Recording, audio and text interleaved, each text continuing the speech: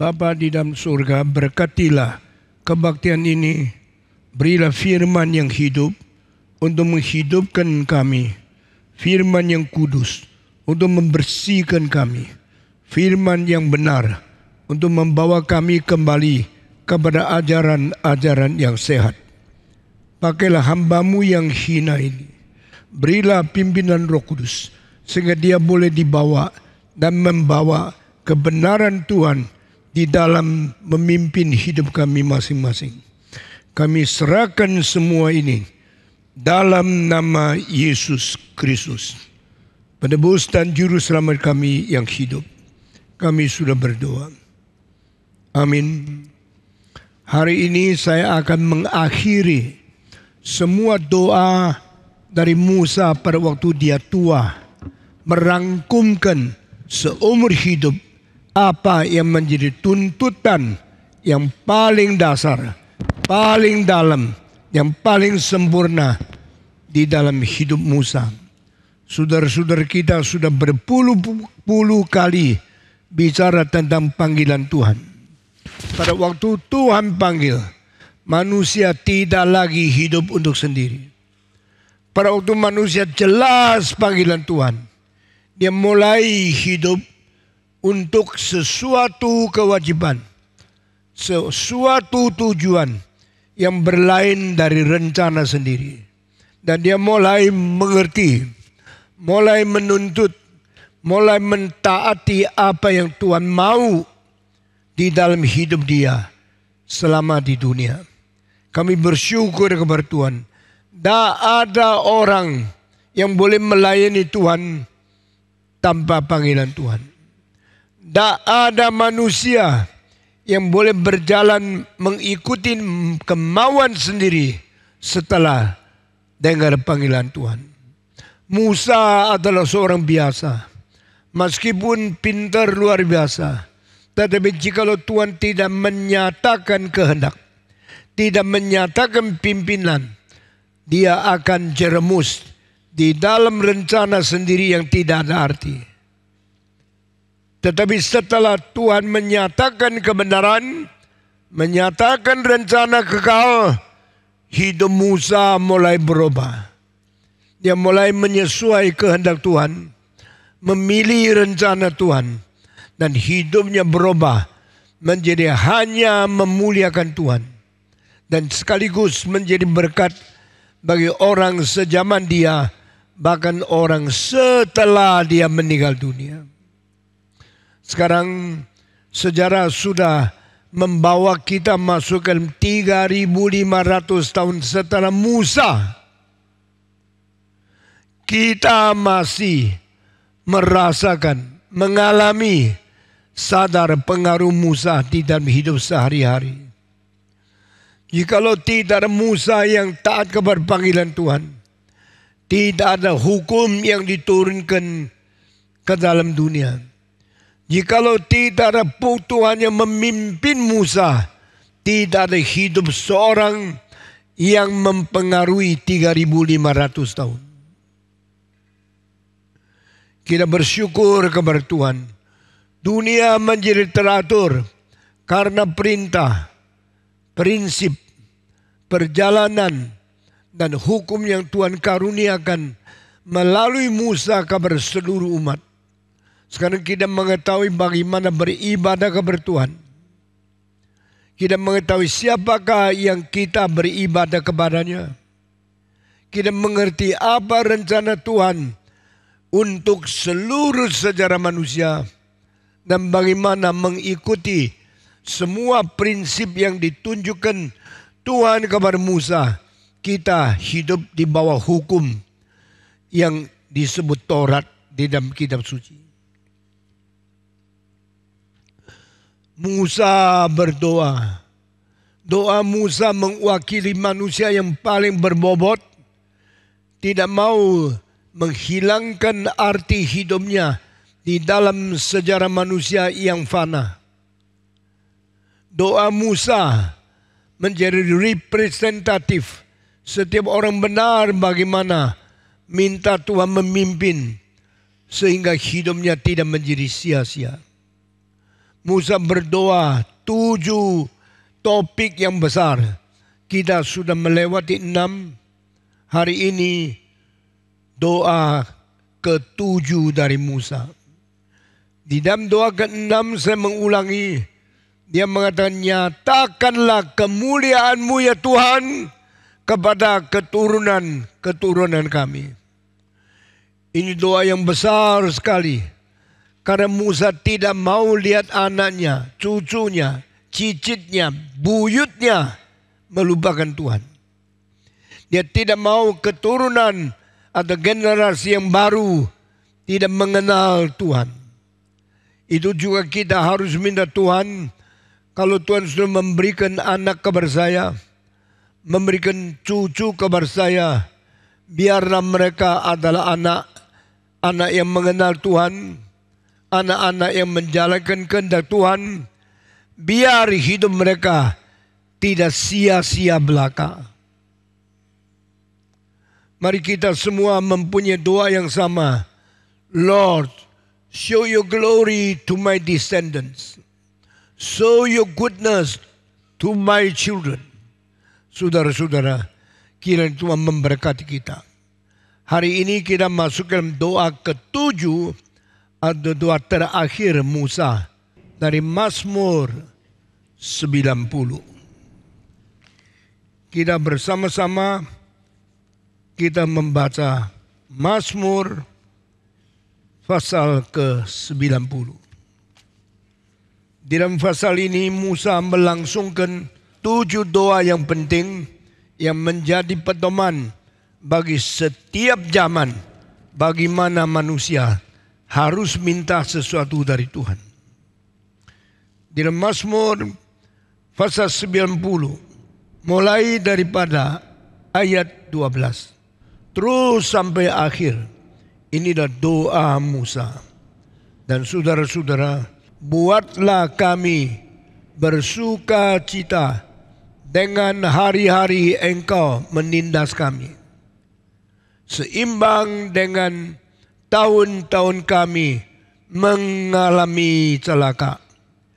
Biarlah kelihatan kepada hamba-Mu perbuatanmu dan semarakmu kepada anak-anak mereka. Kiranya kemurahan Tuhan Allah kami atas kami. Semua membaca 2 kalimat terakhir. Dan teguhkanlah perbuatan tangan kami. Ya, perbuatan tangan kami, teguhkanlah itu. Saya mengulangi sekali lagi. Ayat ke-17 bagian akhir.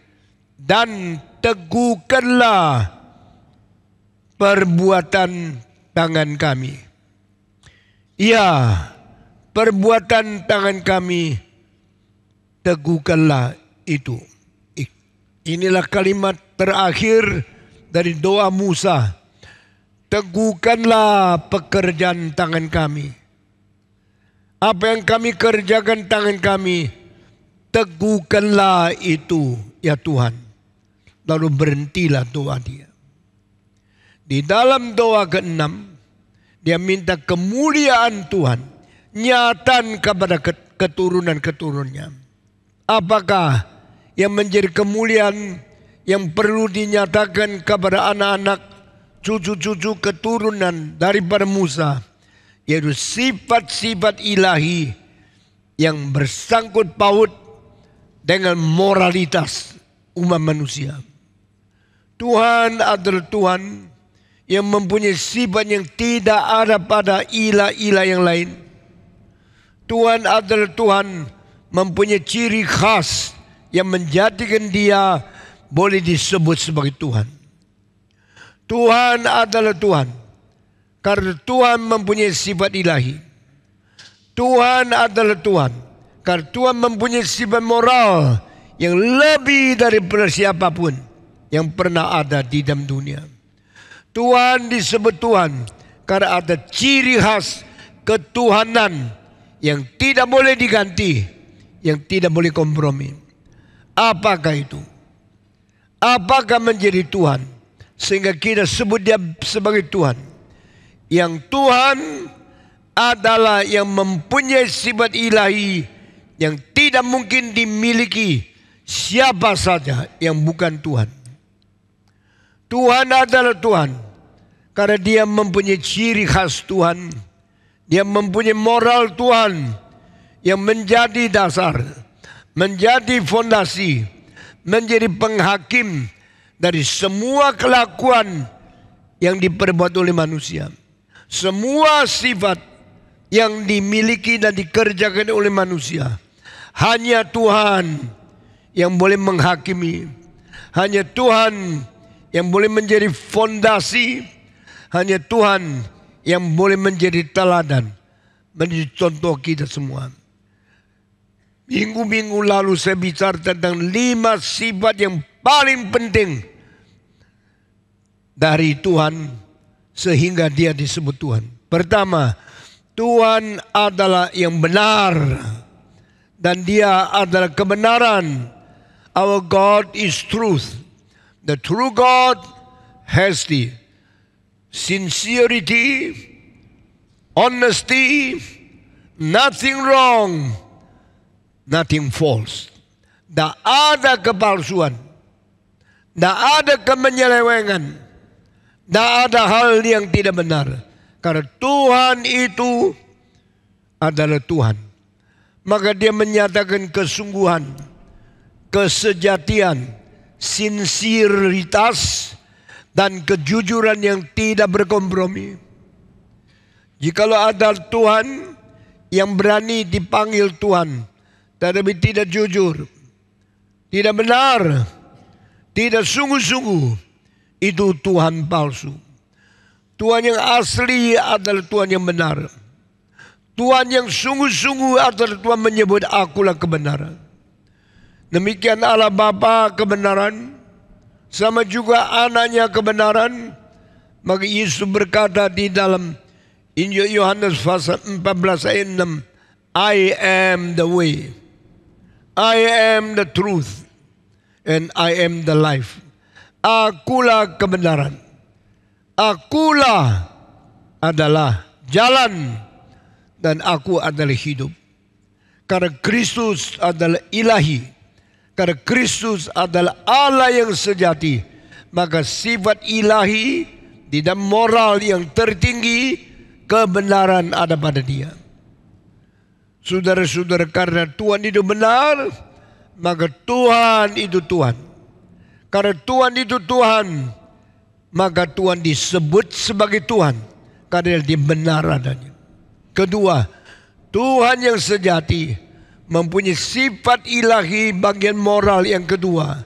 Dia adalah adil. Tak mungkin Tuhan menjadi egois atau Tuhan mementingkan diri. Tetapi Tuhan yang sejati adalah Tuhan yang adil. Dia tidak mungkin membela ketidakbenar. Dan mungkin Dia membela sepihak. Dan mungkin Dia melakukan ketidakadilan terhadap seluruh umat manusia yang dicipta menurut peta teladan Tuhan sendiri. Because God is righteous, so He is called God. Allah yang sejati, Allah yang benar, Allah yang semuanya tidak kepalsuan. Itulah Allah yang sungguh-sungguh. Allah yang sejati adalah Allah yang non-egois, non-bela-bela, tidak memberikan sesuatu yang tidak adil kepada yang Dia ciptakan. Maka Dia disebut Allah. Ketiga, Allah yang sejati adalah Allah yang suci. Tidak ada kenajisan, tidak ada kecemoohan, tidak ada yang tidak beres di dalam hidupnya. Seluruhnya itu benar dan seluruhnya suci adanya.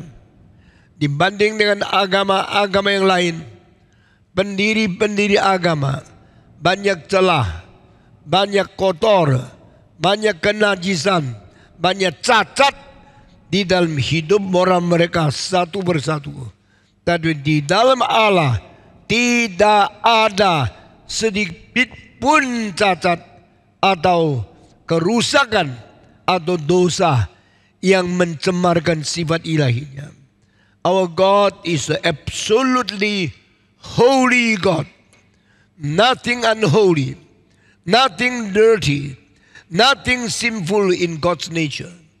Allah yang suci, Allah yang sejati. Allah yang sungguh-sungguh adalah Allah yang mutlak suci adanya. Dengan ayat ini, pertemukan, bandingkan, selidiki semua pendiri agama yang lain. Semua pendiri agama yang lain mengaku diri mereka bersalah, mengaku diri mereka berdosa. Hanya Allah yang sejati yang mengwahyukan diri di dalam perjanjian lama dan perjanjian baru, pada I am your God. I am a holy God. Because the one who called you is a living God, living in holiness. So in everything you do, you should be holy. Allah yang memanggil engkau adalah Allah yang suci. Itu sebab Allah yang suci berkata, lakukanlah segala hal di dalam kesucian, karena Allahmu adalah Allah yang suci, yang benar, yang adil, dan yang suci. Itulah Allah sejati. Di luar sifat Allah yang begitu mutlak, tidak ada Allah yang lain. Allah yang suci, Allah yang adil, Allah yang benar, bukan sedang mempunyai 3 sifat paling dasar ini.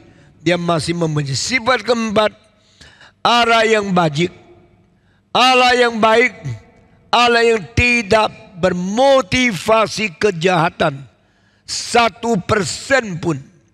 Our God is good God. Our God has all purpose in goodness. Allah yang sejati. Juga ada yang bajik, Allah yang baik secara motivasinya. Di dalam buku Yeremia, Tuhan berkata melalui Nabi Yeremia, hai Israel, segala sesuatu yang aku rencanakan bagimu berdasarkan kebajikan. Tuhan tidak mempunyai rencana yang jelek. Tuhan tidak pernah mempunyai motivasi yang tidak baik. Tuhan tidak mempunyai hal sedikit pun untuk mencelakakan orang. Karena Dia adalah Allah yang baik, Allah yang mempunyai kebajikan. Maka semua yang direncanakan, semua yang dipimpin adalah membawa kita masukkan kebajikan. Ini sifat keempat. Sifat kelima, Dia adalah Allah yang sejati, karena Dia adalah Allah yang penuh dengan kasih.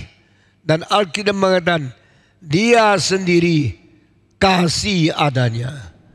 Bukan saja Tuhan mempunyai kemurahan, bukan saja Tuhan mempunyai pengertian dan memberikan belas kasihan kepada kita, tetapi Tuhan sendiri adalah kasih itu sendiri.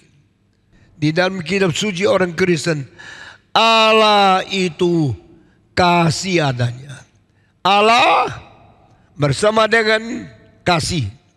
Kasih itu adalah Allah. Allah yang adalah kasih, Allah sejati. Allah yang bukan kasih, bukan Allah sejati. Allah bukan hanya mempunyai belas kasihan, Allah hanya mempunyai pengampunan, tapi Allah itu adalah kasih sendiri. God is light, God is life, God is love. Di dalam bahasa Inggris L. Allah itu kasih adanya, Allah itu terang adanya, Allah itu hidup adanya. Allah adalah Allah yang hidup di dalam terang dan adalah kasih. Ini 5 hal membuktikan Allah kita tidak sama dengan ilah-ilah yang palsu, tidak sama dengan pendiri-pendiri agama yang lain. Karena mereka mempunyai sebagian sifat seperti ini, tapi mereka bukan kebenaran itu sendiri. Mereka bukan keadilan itu sendiri. Mereka bukan kesucian itu sendiri. Mereka bukan kebajikan sendiri. Mereka bukan cinta kasih sendiri. Tapi Allah orang Kristen, Allah yang benar, Allah yang suci, Allah yang adil, Allah yang bajik, dan Allah yang adalah kasih. Maka kita menyembah Allah sebagai Allah. Beda dengan semua agama. Kita tidak meleset, kita tidak menyimpang, kita tidak menyeleweng. Kita dengan jujur mematukan diri kepada Allah yang adalah suci, yang adalah adil, adalah benar, adalah baik, dan Allah yang adalah kasih.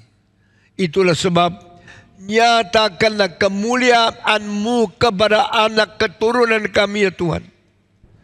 Kita jangan hanya berani nikah.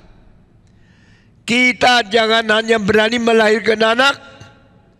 Kita harus minta Tuhan memberikan kasihan, memberikan anugerah, berkat, supaya anak-anak kita melihat apa itu kesucian Allah, apa itu keadilan Allah, apa itu kebajikan Allah, apa itu kebenaran Allah, dan apa itu cinta kasih Allah.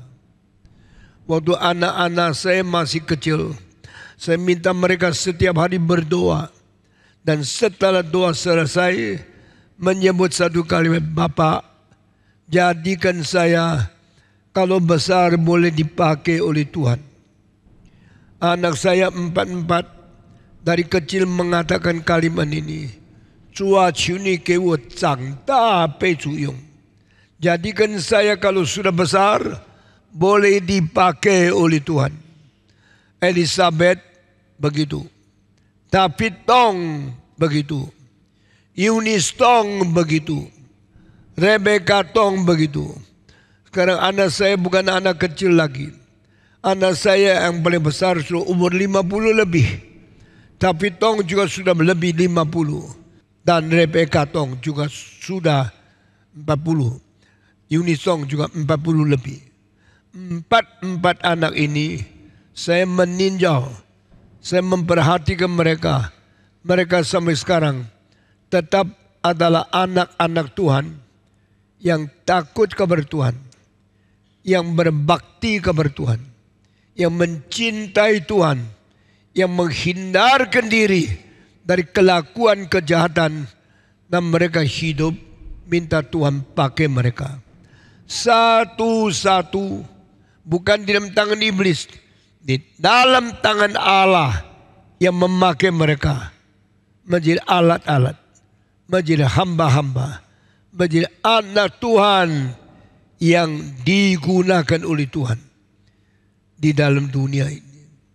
Nah, ini sudah doa 6 selesai. Nyatakanlah kemuliaan-Mu kepada keturunan anak-anak kami ya Tuhan. Selesai doa terakhir, Musa berkata, yang ku kerjakan di dalam tanganku, aku serahkan kepadamu. Teguhkanlah pekerjaanku. Pekerjaanku, tolong Tuhan teguhkan itu. Apa arti doa terakhir ini? Dia tidak mau hidupnya sia-sia. Dia tidak mau pekerjaannya dilupakan. Dia tidak mau pekerjaan dia tidak berguna untuk memuliakan Tuhan dan tidak berguna untuk mendidik dan mempengaruhi orang lain.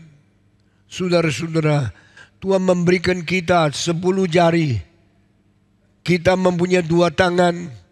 Ini adalah hal yang sangat-sangat ajaib. Hanya manusia dengan tangan yang kecil seperti ini bisa membuat kapal paling besar. Sekarang paling besar kapal di dunia lebih daripada 40 meter tingginya, lebih daripada rumah 12 susun, ratusan ribu ton terapung di laut tidak tenggelam. Yang kerja siapa? Manusia. Manusia kerja besar seperti ini dengan apa? Dengan kedua tangan. No one animal. Tidak ada makhluk, tidak ada binatang yang tangannya lebih pintar dari manusia. Manusia bikin rumah besar, bikin istana yang beribu di kamar. Manusia bikin kapal yang bersusun-susun. Manusia bisa kerja apa saja yang paling sulit di dunia. Manusia bisa membangun kereta api yang berlayang-layang di atas rumah lebih tinggi daripada 50 susun. Dengan kecepatan melampaui segala kendaraan, segala alat daripada transportasi. Manusia bisa kerja begitu besar dengan 10 jari tangan. Bisa main Friedrich Chopin, bisa main Johann Sebastian Bach, bisa main lagu-lagu Beethoven, Schumann, Schubert, dan lagu-lagu komponis yang lain. No one can do it except man. Allah mencipta manusia. Manusia dengan kedua tangan yang kecil ini bisa menabuh piano cepat luar biasa. Ini tidak mungkin dilakukan oleh monyet. Ini tidak mungkin dilakukan oleh harimau. Ini tidak mungkin dilakukan oleh segala binatang. Hanya manusia. Karena manusia dicipta menurut peta teladan Allah. Maka manusia begitu ajaib diciptakan Tuhan. Begitu ajaib boleh kerjakan segala sesuatu. Sekarang saya mau tanya. Apakah gunanya tanganmu? Apakah pekerjaanmu? Banyak orang hidup di dunia tidak tahu mau kerja apa. Saban hari menghamburkan waktu. Saban hari melewatkan kesempatan. Saban hari membuang hidupnya di tangan iblis dengan tidak berjasa, tidak bekerja, tidak mempunyai kegiatan apa-apa. Dan banyak orang kira asal dia bisa makan sudah cukup. You should do something. Because men are created to do. Manusia dicipta untuk kerja sesuatu. Manusia dicipta untuk melakukan sesuatu. Dan carilah kehendak Tuhan. Sehingga apa yang kau lakukan, apa yang kau perbuat dengan tanganmu bukan menjadi sia-sia. Bukan menjadi terbuang-buang, menjadi kosong belaka. Saudara-saudara, Musa berkata, apa yang kami kerjakan dengan tangan kami serahkan kepada Tuhan. Tolong Tuhan, teguhkan pekerjaan tangan kami. Apa yang kami kerjakan dengan tangan kami, teguhkanlah Tuhan pekerjaan itu. Ini doa terakhir. Berarti Musa tidak mau setelah lewat dunia ini, setelah mati menjadi kosong. Musa tidak mau setelah mati seumur hidupnya menjadi kosong belaka. Please strengthen. Please keep my work forever and ever. Saudara-saudara, waktu saya baca ayat ini saya pikir, benarkan kalimat itu didengar oleh Tuhan atau tidak? Musa sudah pergi. Musa sudah mati 3000 tahun lebih. Saya tanya, apakah yang dikerjakan oleh Musa sampai sekarang masih berada? Iya.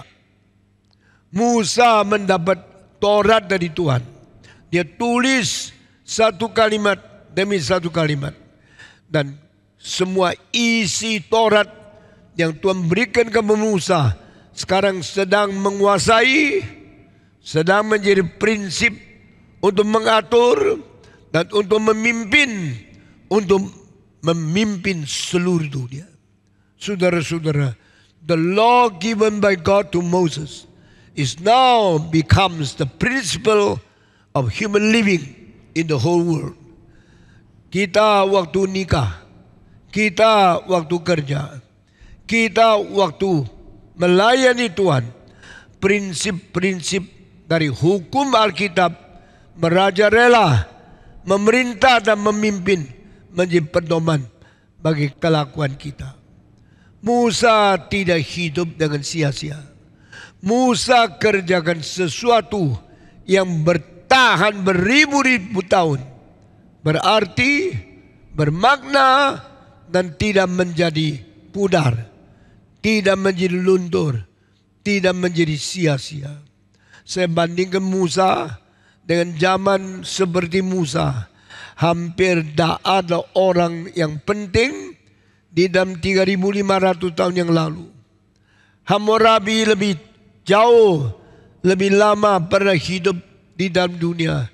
Kalimat Hammurabi hanya 2 kalimat yang penting, yaitu mengenai keadilan di dalam perdagangan, keadilan di dalam bermasyarakat, manusia dengan manusia yang lain. Kalau orang mencungkil matamu, cungkil kembali. Kalau orang mempatahkan gigimu, patahkan dia kembali. Ini keadilan bersosial. Keadilan berdagang, jangan pakai timbangan yang 2 standar. Timbangan yang 1 dari engkau beli harus menjadi timbangan yang sama engkau jual. Berarti Hammurabi mengharapkan sesuatu penilaian perdagangan, sesuatu pertimbangan di dalam mengukur nilai, jangan dirubah, boleh mempengaruhi dunia. Hammurabi sudah mati 4.000 tahun. Hal ini masih mempengaruhi dunia. Musa mati 3.500 tahun. Musa mempunyai sumbangsi jauh lebih tinggi dari Hammurabi, lebih tinggi dari Konghucu, lebih tinggi daripada semua anak yang paling pintar di dalam sejarah manusia. Dan kita melihat betul-betul Tuhan sudah menjawab doa Musa. Tuhan, kami serahkan pekerjaan tangan kita kepada Engkau, teguhkanlah itu. Tolong Tuhan teguhkan untuk selama-lamanya. Saudara, ini doa yang ke-7. Sekarang mau tanya, saudara seumur hidup kerja apa? Engkau kerja hal-hal yang penipu? Kerjalah mengerjakan hal-hal yang mempunyai metode pencurangan, yang menipu, yang mengkelabui, yang berbuat jahat untuk mencelakakan orang lain. No, jangan mencelakakan siapapun. Jangan melakukan hal apa bersangkut paut dengan kejahatan, merugikan orang lain. Bekerjalah segala sesuatu di dalam kejujuran, di dalam kesucian, di dalam motivasi kebajikan, di dalam motivasi penuh kasih sama orang lain. Karena inilah yang diperkenan oleh Tuhan. Jika engkau melakukan yang baik, lakukan yang bajik, lakukan yang suci, lakukan yang adil terhadap orang lain, maka Tuhan akan memberkati engkau, memberkati keluargamu, memberkati anak-anak, keturunan, cucu buyut untuk selama-lamanya. Saudara-saudara, banyak orang seumur hidup sembarangan kerja. Asal dapat duit, engkau sudah puas. Tapi saudara-saudara, hidup bukan untuk uang. Hidup bukan untuk diri. Hidup bukan untuk memuaskan kebutuhan jasmani saja. Hidup untuk memuliakan Tuhan. Hidup untuk menjadi faedah bagi orang lain. Hidup menjadi sumbangsi bagi seluruh umat. Carilah kerjaan yang bermutu. Pilihlah kelakuan yang bersumbangsi. Dan jadikanlah dirimu seorang manusia yang menjadi berkat orang lain. Sharing the love of God. Sharing the grace of God.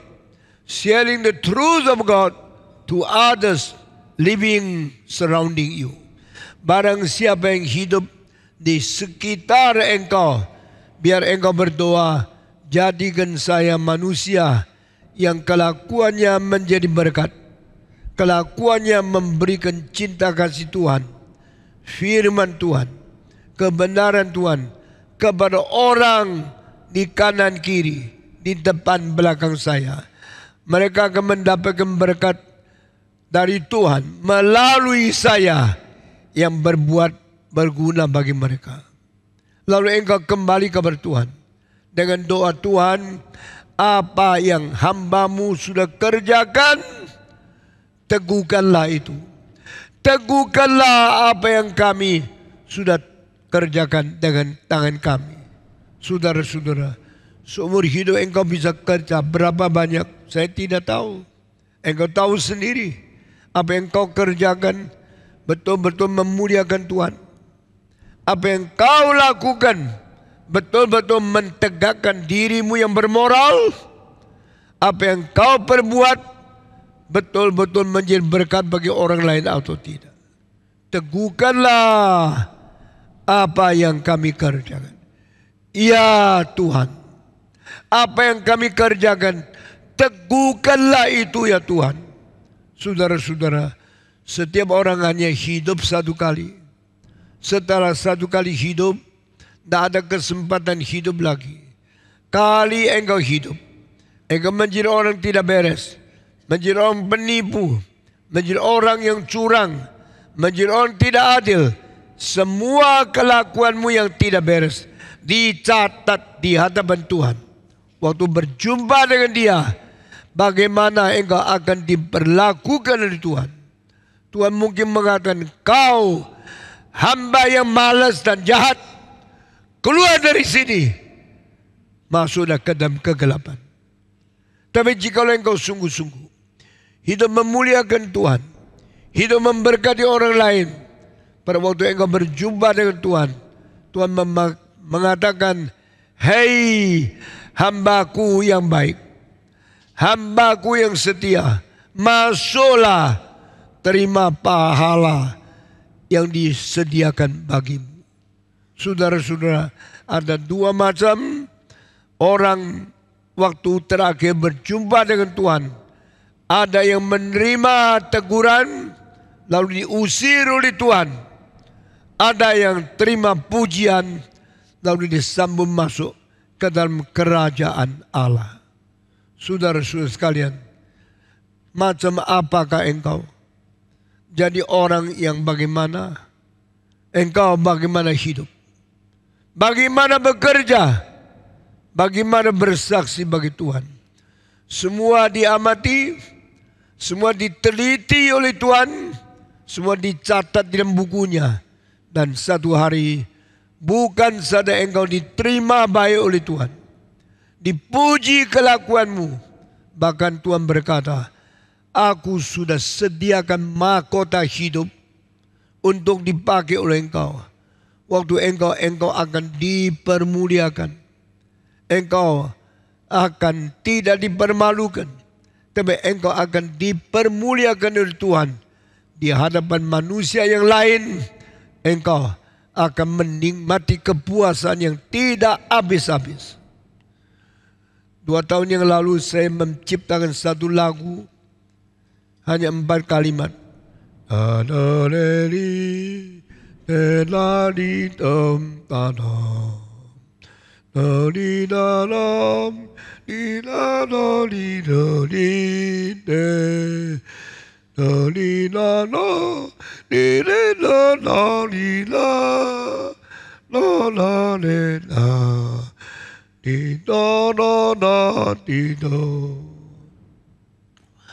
Dengan istilah di 4 kalimat itu, sejak dari rahim engkau menganugerahkan aku dengan menopang dari tangan. Kalimat kedua, sampai tua engkau tidak pernah meninggalkan aku. Kalimat ketiga, tolong Tuhan, pelihara aku seumur hidup mengabarkan Injil-Mu. Kalimat keempat, Yesus datang akan menyambut dan membagikan aku hidup beserta dengan Tuhan di dalam kekekalan. Tuhan, dari lahir Engkau menjagaku, sampai tua Engkau tidak meninggalkan. Harap seumur hidup saya setia kabarkan Injil-Mu sampai Yesus datang menyambut saya dan sama-sama dengan Tuhan Yesus hidup di dalam kekekalan. Lagu yang sangat sederhana itu saya sudah masukkan ke dalam buku riwayat hidup Stephen Tong. Saudara-saudara, what about you? Apakah arti hidupmu? Apa yang kau kerjakan selama berpuluh-puluh tahun? Waktu engkau berjumpa dengan Tuhan, engkau akan dimarahi, engkau akan dihakimi, engkau akan ditegur, atau engkau akan menerima puji-pujian, menerima pahala dari Tuhan. Karena kita hanya hidup satu kali. Musa dengan 7 doa tidak minta kaya, tidak minta panjang umur, tidak minta mewah, tidak minta nama besar. Dia hanya minta bijaksana. Dia minta menjalankan kehendak Tuhan. Dia minta hidup suci. Dia minta Tuhan menteguhkan pekerjaannya, memuliakan nama Tuhan. Saudara-saudara, hidup pasti satu hari akan berhenti. Napas pasti satu hari tidak bernapas lagi. Kita hanyalah manusia yang sementara melewati sejarah di dalam menggunakan waktu yang ada. God give you time. God give you space. So you live in the history. Kita hidup di dalam sejarah. Kita mempunyai waktu dan tempat yang dikaruniakan Tuhan menjadi pusaka kehidupan kita masing-masing. Kita semua memiliki setiap tahun 365 hari. Setiap hari 24 jam. Setiap jam 60 menit. Setiap menit 60 detik. Saya sudah hidup lebih dari 30.000 hari di dunia ini. Musa hidup lebih daripada 40.000 hari di dalam dunia ini.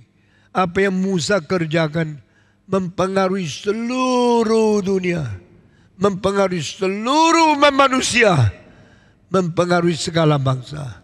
Apa yang saya kerjakan, sebagian manusia di Indonesia, sebagian manusia di Tiongkok telah mendapat berkat melalui pelayanan saya.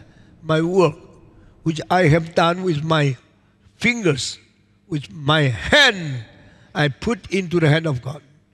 Tuhan tolonglah pekerjaanku yang ku sudah lakukan boleh diteguhkan oleh Tuhan sampai selama-lamanya. Apakah engkau juga demikian? Hari ini pada waktu kita membicarakan doa Musa yang ke-7 ini, mari kita siap hati minta Tuhan menjaga, memelihara pekerjaan kita tidak menjadi sia-sia. Saudara-saudara, hari ini saya selesai khotbah tentang Musa, panggilan Musa, karya Musa, ketaatan Musa, dan terakhir doa Musa selama hidup. Musa umur 120 tahun. Musa umur lebih panjang dari engkau dan saya. Tetapi di dalam 120 tahun Musa tidak mensia-siakan waktu yang ada. Musa tidak sembarangan hidup hampa mempermalukan nama Tuhan. Selama 40 tahun pertama Musa hidup di istana Mesir. Mewah, kaya, hidup seenaknya menjadi anak daripada anak perempuan Firaun. Tapi waktu itu dia kira Dia boleh melayani Tuhan dengan membunuh orang Mesir. Dia tinggal di Mesir, lalu membunuh orang Mesir. Akhirnya dia pasti akan dibunuh, akan dihakimi, akan dikucilkan dari Mesir. Maka akhirnya Musa melarikan diri. Dia tinggalkan istana, meskipun hidup mewah, tapi dia tahu dia datang ke dunia bukan untuk hidup mewah, untuk menjalankan kehendak Tuhan. Dia melarikan diri ke satu padang belantara, namanya padang dalam medium. Selesai 40 tahun pertama, 40 tahun, lebih daripada 15.000 hari dia tinggalkan Mesir. Dia pergi ke tempat kafir. Dia berada di tanah orang medium. Dan di situ dia lupakan semua kemewahan. Dia mau tahu apa artinya hidup di dunia ini. 40 tahun hidup kekosongan, menggembalakan domba, yang tidak mengerti apa yang dia pelajari, yang tidak mengetahui apa yang dia bicara. Dia hidup seperti orang bisu di tengah-tengah domba-domba yang saben hari Dia seorang yang tidak berguna, pengetahuan sepenuhnya dari Mesir. Dia belajari, dia mengerti, dia paham, tapi tidak ada gunanya, tidak bisa dipakai. 40 tahun pertama di istana, 40 tahun kedua di padang belantara. Dia mati kah? Tidak. Tuhan belum mengizinkan Musa mati. Karena Tuhan mau pakai Musa menjadi hambanya, menjadi alatnya, menjadi manusia yang berguna di dunia ini untuk segala zaman. Maka 80 tahun lewat, Musa dengar panggilan Tuhan. Musa, Musa, copotlah sepatumu, karena tempat yang kau berdiri itu tempat suci. Saya berada di sini. Musa cepat copot sepatu, bertunduk di hadapan Tuhan. Ya Tuhan, apakah kehendakmu? Apakah panggilanmu? Apakah rencanamu untuk saya yang hina ini? Tuhan berkata, saya mau kirim engkau kembali ke Mesir. Berjumpalah dengan Firaun yang berkuasa. Perintahkan dia lepas umatku orang Israel dari Mesir, biar mereka dibebaskan untuk berbakti kepada saya. Musa ketakutan. Musa entah bagaimana menjawab panggilan ini. Tuhan berkata, saya akan menolong engkau. Saya akan memakai kakakmu menjadi mulutmu berbicara. Raja Firaun. Sesudah itu Musa diperpanjang 40 tahun lagi. 40 tahun pertama di istana. 40 tahun kedua di padang belantara. 40 tahun yang terakhir menjadi pemimpin orang Israel. Hari 40 tahun pertama di dalam segala kemewahan, kemuliaan yang tertinggi di dunia, tapi tidak ada artinya. Kedua kali 40 tahun di padang belantara, hidup kosong, tidak ada arti, tapi Tuhan tidak boleh dia mati. Tuhan perpanjang 40 tahun tambahan lagi dan berkata, Musa, jadi hambaku, jalankan kehendakku, kerjakan apa yang aku perintah kepadamu, pimpilah orang Israel. Baru hidupnya menjadi arti. Saya tidak tahu hidupmu bagaimana. Nikmat-nikmat, menjadi orang kaya, untung uang banyak, menjadi orang-orang penting di dalam company. Saya berkata kepada engkau, itu hidup dunia. Itu hidup tidak mempunyai arti terlalu besar. Sampai engkau sadar, saya harus hidup untuk Tuhan. Saya harus cari kehendak Tuhan. Maka sebagian orang dipimpin menjadi hamba Tuhan, masuk sekolah teologi. Engkau tidak lagi mengkecimpungkan diri di dalam kemewahan, kemuliaan, kekayaan, dan kenikmatan dunia. Ada seorang yang gajinya sudah lebih 50 juta.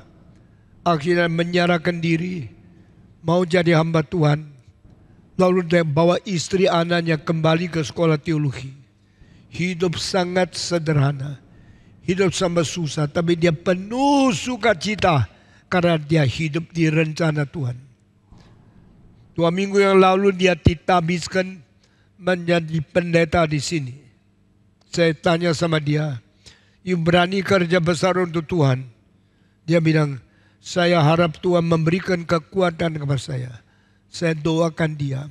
Saudara-saudara, waktu kamu kembali kepada Tuhan, waktu kamu mengambil kehendak Tuhan, mentaati perintahnya, menjalankan apa yang Tuhan rencanakan bagimu, barulah hatimu mempunyai sejahtera. Barulah jiwamu mempunyai peristirahatan. Seperti Agustinus berkata, "You have created us with a restless soul." Manusia mempunyai jiwa yang tidak pernah sejahtera, tidak pernah tentram dan aman, kecuali manusia kembali ke pangkuanmu, mendapatkan peristirahatan hanya di dalam kamu. You have created man with a restless soul. God, until human being return to you and get rest only in you. Agustinus waktu muda berzina, hidup seenak mungkin, tapi akhirnya dipanggil Tuhan. Dia meninggalkan keluarga. Dia memberhentikan istrinya. Dia membesarkan anak. Akhirnya anak itu meninggal. Dan dia menyerahkan diri menjadi hamba Tuhan. Seumur hidup mengabarkan Injil. Seumur hidup memimpin gereja. Agustinus menjadi bapak gereja pertama yang mengerti teologi dan mengerti filsafat.